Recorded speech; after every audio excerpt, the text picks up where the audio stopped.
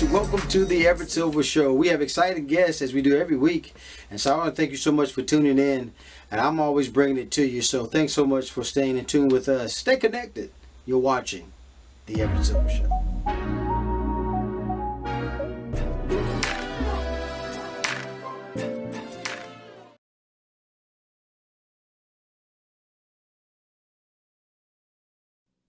Hi, Everett. How are you? Elizabeth, thank you so much. A pleasure to have you on the show today. Oh, it's a pleasure to be here with you, not only because I have family in Ada, North Carolina, which is not too far from Raleigh. That's exactly right. Wow, I know exactly where Aiden is. So, well. Hey, homegirl. Hey, shout out to Greenville. Well, folks, from National Poetry Slam champion Elizabeth Acevedo is here with us, and she's an award-winning author, poet, and she has a wonderful new illustrated book based on her best-known spoken word poem, Inheritance. It is a visual poem, and so talk about the new book, Elizabeth.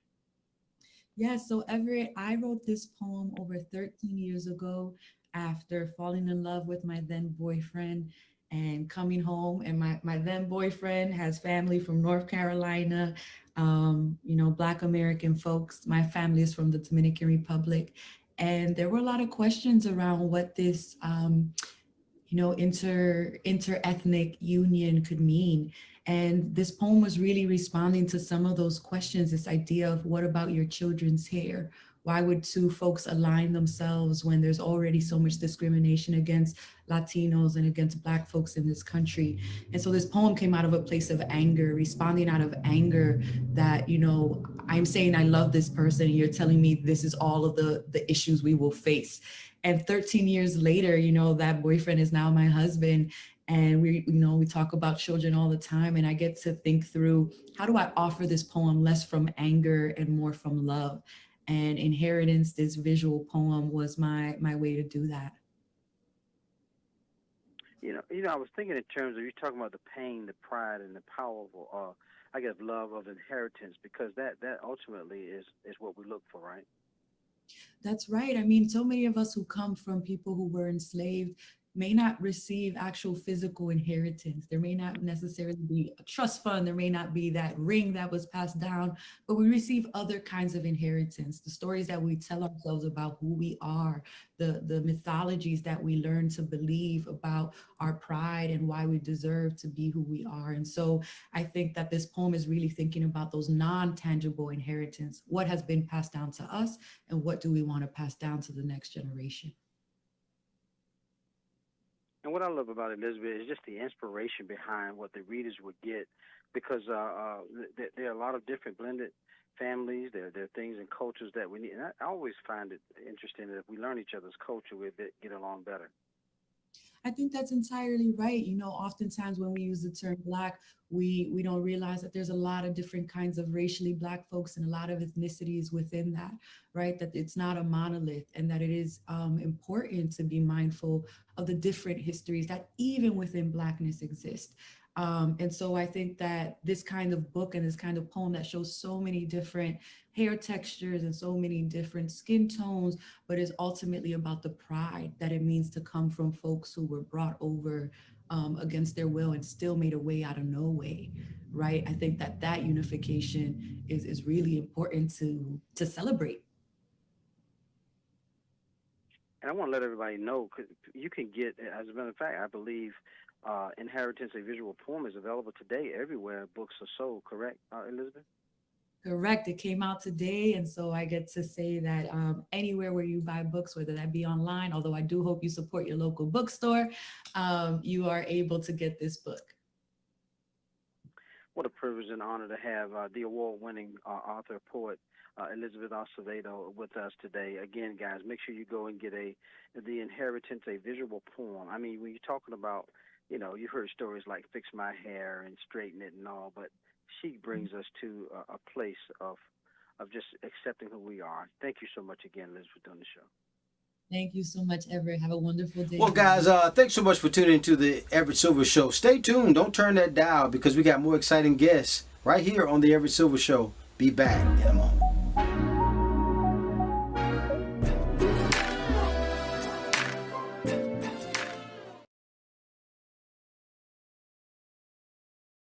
love Raleigh.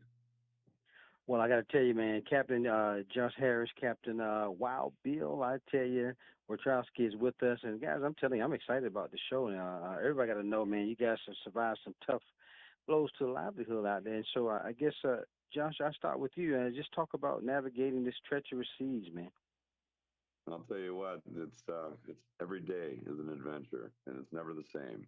That's what keeps their job interesting, my man. I'll tell you, it's never a dull moment in our little work environment. So, I mean, it keeps you on your toes.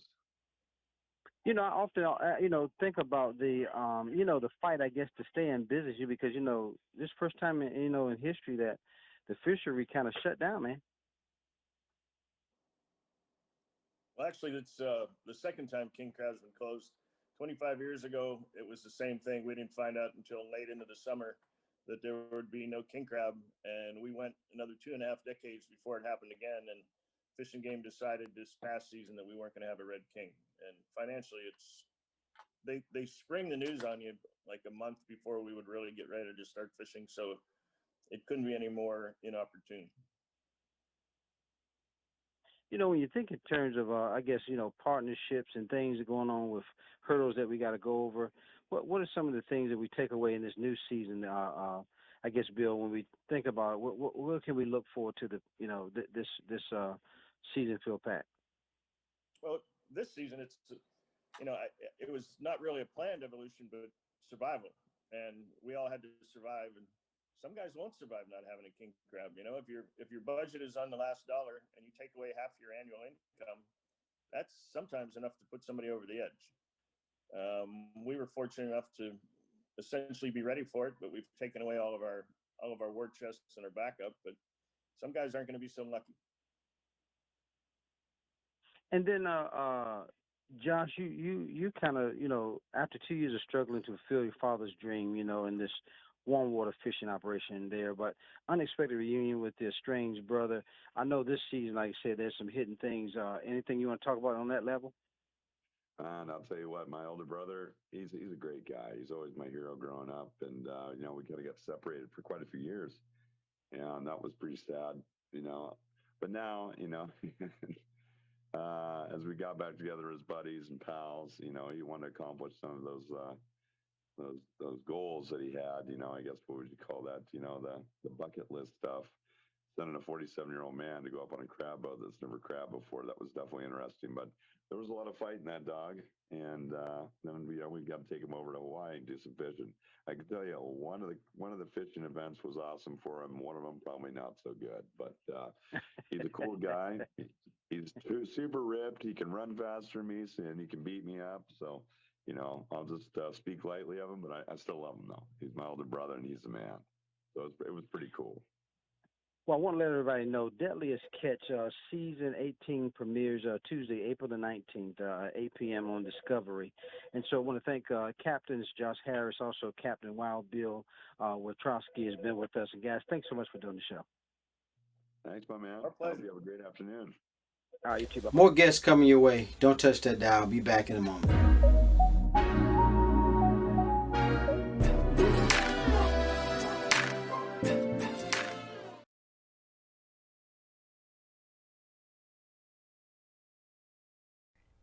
Hi, Everett. Hey, Everett.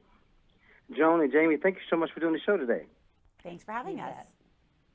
Well, folks, my guest is with us. Mother's Day is right around the corner, and today we're joined with mother-daughter duo Joan Lunden and also Jamie Hess, who have always made health and wellness a part of their lives. And they're here to talk about, the issue that women for all ages deal with, bladder leaks, and how can we get some relief. And so, Joan, with that being said, how has your new book, Why Did I Come Into This Room, which is, written as a playbook for women like, the daughter. So talk about and understand the aging process and take the taboo out of talking about aging. So tell us about the book. That is exactly why I felt compelled to write about it, to make it a conversation starter, because women go through a lot of different changes as we age and we go through the decades. Some of them are just bothersome, annoying, like hot flashes or the expanding waistline. Some of them, though, are worrisome and kind of embarrassing, like leaky bladders. And yet it's something that is incredibly common. It happens to 1 in 3 women. So these kind of subjects shouldn't be taboo subjects. These things happen to women everywhere. So I wanted women not to feel alone, and I felt that we just had to open up the conversation. And then, Joan, there's a chapter in the book that is called "Sometimes I Laugh So Hard and Tears Run Down My Legs." What do you discuss in that chapter? Well, you can tell that if you're going to write about hot flashes and leaky bladders, you better do it with a sense of humor. But we can laugh about it, but it's really not something that women are laughing about. They really worry about this, and it's so prevalent. Frankly, I didn't realize how prevalent it was until after I published the book, and I started hearing back from everybody on Facebook and Instagram, and it was just unbelievable how many women suffered with this. A doctor calls it stress urinary incontinence, but most women call it a leaky bladder. So that when they laugh or sneeze or cough or work out or run, they get this little involuntary leak, or they don't quite make it to the bathroom on time. And because it's an embarrassing thing to talk about, they just tend to live with it. Jamie, this isn't just a problem for older women. It happens a lot after childbirth, and you went through it. Talk about that. Absolutely. I can tell you from personal experience that leaking does not discriminate by age. In fact, I remember the moment, I can pinpoint it, when I realized it had really become a problem. I was running a half marathon, something I love to do with my husband, and I looked up at him mid-race and I said, "Babe, I'm peeing in my pants right now and there's nothing I can do about it." And like my mom said, we kind of had a chuckle, we had a laugh, but it really wasn't funny to me. In fact, it was very embarrassing. And that was when I knew I had to do something about it. And that was when I discovered a product called Innovo. So Innovo is a non-invasive, FDA-cleared device that treats stress urinary incontinence from home. You simply slip on these great little shorts, and in these 30-minute sessions, they deliver 180 perfect Kegels. Kegels being, of course, something that are really so hard for women to really figure out if they're doing it right, even though our doctors tell us to do it. So it takes the guesswork out of it and strengthens those tricky to isolate pelvic floor muscles. And I'm very happy to share, I'm one of the 87% of women who wore these shorts for 12 weeks and became leak-free. Wow. And then any last minute things that you want to share, because I know this is, it's vital information that you're giving us here. Where do we go? Yeah, so you don't need a prescription or a doctor's visit. You simply head on over to myinnovo.com and you can order them to be shipped discreetly to your doorstep. What a privilege to have mother-daughter duo Joan Lunden and also Jamie Hess has been with us. Guys, thank you so much for doing the show. Pleasure to have you. Good to see you. Bye-bye. More guests coming your way. Don't touch that dial. I'll be back in a moment.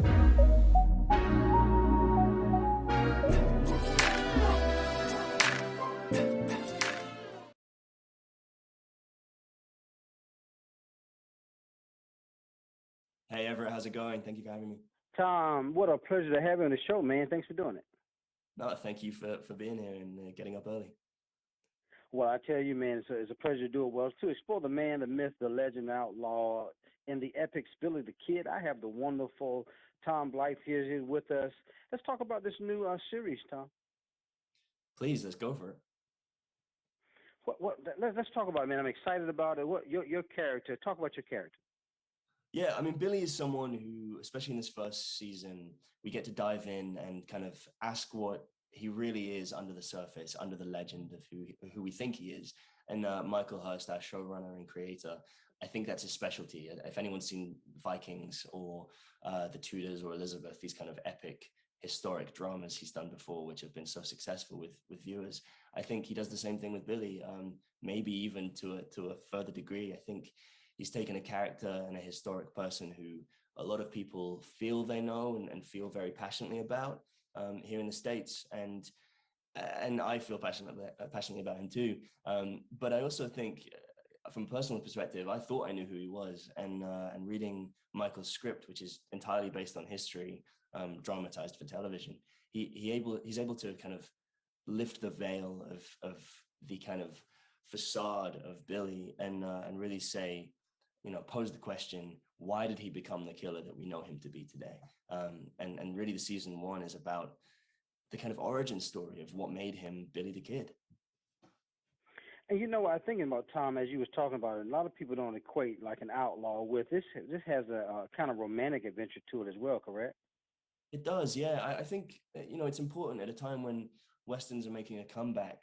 I think the reason why is because we're all longing for that feeling of kind of being out on the open range. We've all been cooped up for 2 years, and so there is an adventure to it. There is a romanticism to it because Billy was a romantic guy. He was known as this kind of he played music. He was a violinist, a fiddler, and he sang Irish folk tunes. And he was an artist. He read Shakespeare. I mean, he was so many things, and we think of him as this killer, this outlaw, and this kind of, some people think of him as a sociopath. But if you really look at the history, he was a man of many talents and many interests. And I think the romantic aspect of this show captures the romantic spirit in him, which I think is important because you have to, if you're going to watch this character every Sunday on Epics, he has to strike you at the heart. He has to be someone who you fall in love with. You can't just see him as a one-dimensional psychopath because that's not who he was, and it's not really honoring his spirit and his legend. And so yeah, the show is romantic, it's adventurous, but it's also gritty and bloody and ruthless because that was the other reality of the world that they lived in. They were all fighting for this little plot of land, and people did wrong things for what they thought were the right reasons. Yeah, and I thought about his pivotal role in the Lincoln County War and beyond. I mean, like you said, he had a lot, man, that he contributed to. He did, yeah. And I think what people don't know about the Lincoln County War is that, the local Mexican population in Lincoln at the time loved him. He was like beloved by the locals and the farmers and the people who had made a home there and grew up there. It was the people who were corrupt. It was these rings in New Mexico and in Santa Fe who didn't like him because he spoke truth to power. And I think what people think of him as this killer is slightly misconstrued because he was almost a Robin Hood character. He was almost someone who fought for the everyman, for the underdog. And that's what Michael is gearing the series to portray, as this version of Billy, who is actually a fighter for many of the right reasons. Yes, he did bad things. Yes, he killed people, but he also, he was really a champion of the little people in a way. Man, I want to congratulate you for what you're doing, man, especially coming out of Juilliard, man. It's you've done some great things from the benediction. I've seen some of the stuff, and the Gilded Age. So just congratulations to you and what you're doing. I want to let everybody know Billy the Kid premieres Sunday, April the 24th on Epic. And then Tom, any last minute things you want to say, man? What a pleasure to have you. No, it was a pleasure to be here. Thank you so much for having me, and thank you for that lovely compliment. No, I hope people enjoy the show and get to see a side of Billy they've never seen before. Billy the Kid, guys. You want to make sure you, again, premieres Sunday, April 24th on Epic.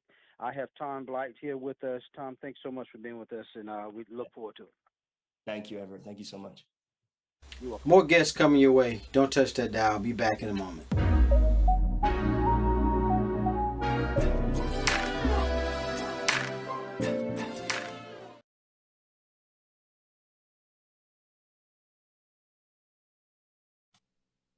Hey, Everett, how's it going?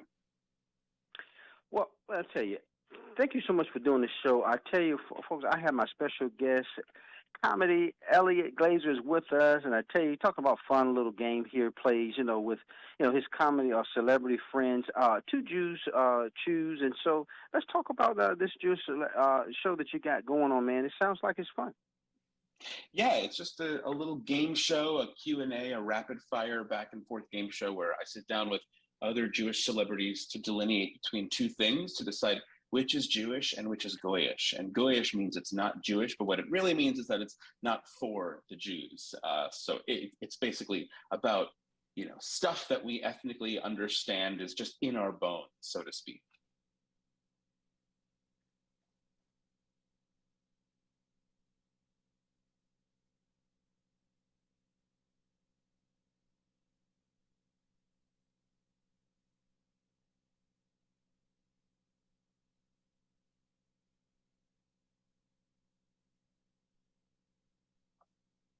Okay.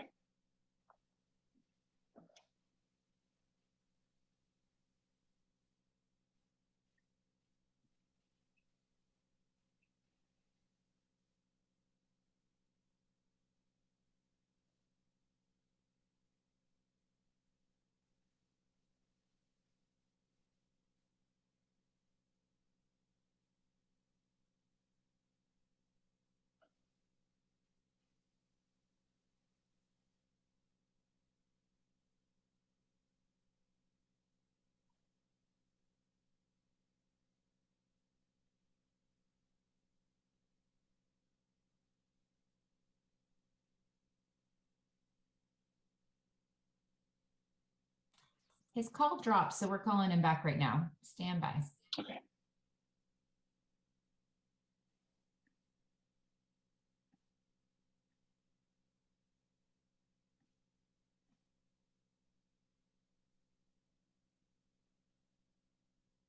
Eliot, there, thank how's you it so going? much for doing the show today, man. Pleasure to have you. Oh, my pleasure. Thanks for having me. All right, folks, I tell you, I'm excited about.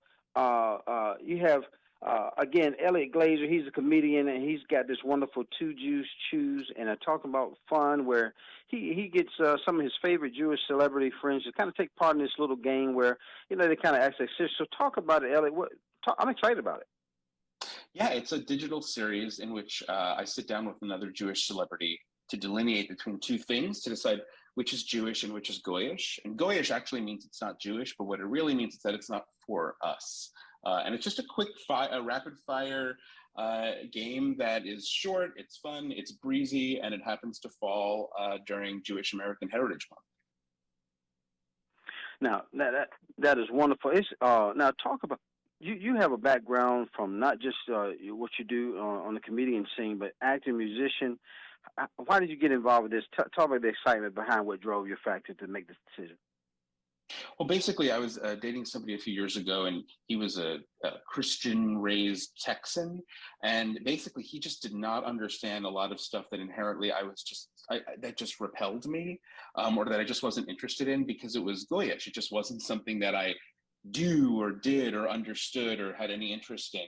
And it was a really fun conversation starter for us because it just was like, look at this shared language that we don't have, these things that I just inherently know to be one way, and he would never have guessed that. And so I figured, this would be a really funny thing to talk about with other Jews and make it a little bit of a game show and make it digital, and so everybody can watch it and appreciate it and know, even though it's technically about Jewish stuff, I think it's the kind of thing that everybody can have fun with because we all have our own shared experiences based on our backgrounds or our ethnicities. And, it feels hopefully inclusive, even though it's just about the Jews. I saw a word in there, Goyish. It technically kind of refers to something that isn't Jewish. yeah. Goyish is a lesser known term, but it also sounds funny. So yeah, Goyish stuff or Goyisha is just things that we know. It's just not for us. But you also are celebrating Jewish American Heritage, right? Month in May as well, correct? Yeah, and I think it's a great time to, remind everybody that even though Jews and Judaism and Jewishness can feel far away or feel distant or even, I guess, exotic in a way or super foreign, it's really not, and hopefully this just counteracts all the awful anti-Semitism in the world with something light and something fun that everybody can be part of, and even like eavesdropping in on a conversation with friends. Hopefully it feels that fun and light and breezy, but also celebrates Jewish pride during this month. And I got to let everybody know, Two Jews Choose airs Monday, beginning May 2nd, I believe it is, 12 p.m. on the YouTube, also on Comedy Central social platforms. And then any last minute thing, Ellie, you want to say, man? What a pleasure to have you on the show today. Oh, sure. Thanks. Yeah, you can catch it everywhere that Comedy Central is on the internet. Facebook, Twitter, YouTube, TikTok, Instagram. It's hopefully everybody can catch it wherever they take in their Comedy Central digital content.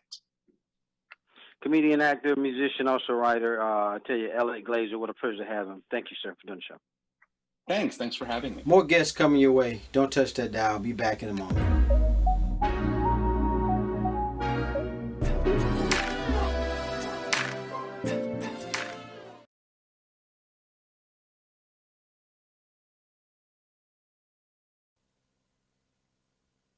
Hi, Everett. Colleen. Hey, always nice a pleasure to hear to from have you again. Yeah, thank you. But listen, folks, Mother's Day gives ideas from Mom on the Run. Colleen Burns is with us. And I tell you, we got to talk about it. What's good way to, I guess, to show Mom and our appreciation, Colleen, what does, I guess she does every day? Well, you're right, Everett. Moms do everything. It's the least we can do to think about a thoughtful gift on Mother's Day. But sometimes we're stumped, even though we're going to spend an average of $245 this year on Mother's Day, up 73% in the last 4 years. We're still stuck with what are we going to get? So I've gathered some of my favorite gifts for mom this year. These truly wireless earbuds from LG, they top my list because the LG tone-free earbuds are the best looking and the most convenient I've been able to find. When I'm too busy to remember to charge, which is a typical mom thing, I can get an hour playtime in just 5 minutes. Plus, the charging case has a UV nano feature that kills up to 99.9% of bacteria on the speaker mesh. So that's a very good thing. And a full charge is going to give me 10 hours of playtime. But my favorite part is I don't need 2 headsets when I travel. The unique charging case actually hooks up to an airplane jack and lets me continue to enjoy great audio quality, including noise cancellation, wirelessly. So you still have the wireless earbuds in, but then the charging case is connected to the airplane jack. And another hot gift idea this Mother's Day is this new Roomba J7 Plus robot vacuum from iRobot. You can let the robots do the vacuuming this Mother's Day. Spend more time with your mom because this technology is incredible. If you've ever worried your robotic vacuum is going to get stuck or run into a hazard like solid pet waste, well, this new precision vision navigation lets it identify and avoid objects. The robot even empties itself, and it gets smarter the more it's used. It understands more than 600 Google and Alexa voice commands. So you can get really specific, like Google, clean in front of the couch.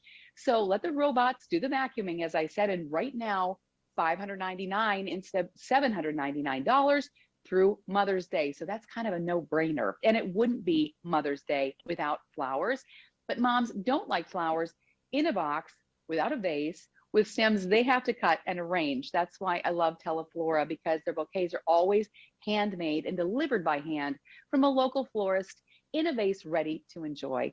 And it's a great way to also support local small businesses.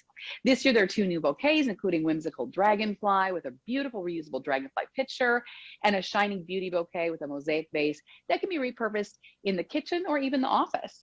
But order soon because some cities have already sold out of these unique bouquets. If you're a last minuter, like some of us are, you can also order up until 3 p.m. for same day delivery. So don't forget, mom, and shop early. Well, I tell you, those are wonderful gifts. And then, again, then just she just needs to make time for herself, correct? Absolutely. And you know what? That's what moms want most, even more than flowers. They want quality time with their families. So using a robotic vacuum, that helps. Also, just I think what's really important for moms to get from their kids is the gift of time, but also just a coupon book or something, making a meal for your mom, doing the dishes one night for your mom, asking if you could do something alone with her going to the park. Those are the things that I think moms remember most. Those are the gifts that are most special. For me, those are the gifts that I will remember for the rest of my life. And then where do we go for further information, Colleen? These wonderful ideas. Everett, you can go to dailylounge.com. Always a pleasure to talk to you. Have a great day. Likewise. Again, Colleen Burns, Mom on the Run, dailylounge.com. Thanks, Colleen. Happy Mother's Day. Thank you. All right, bye-bye.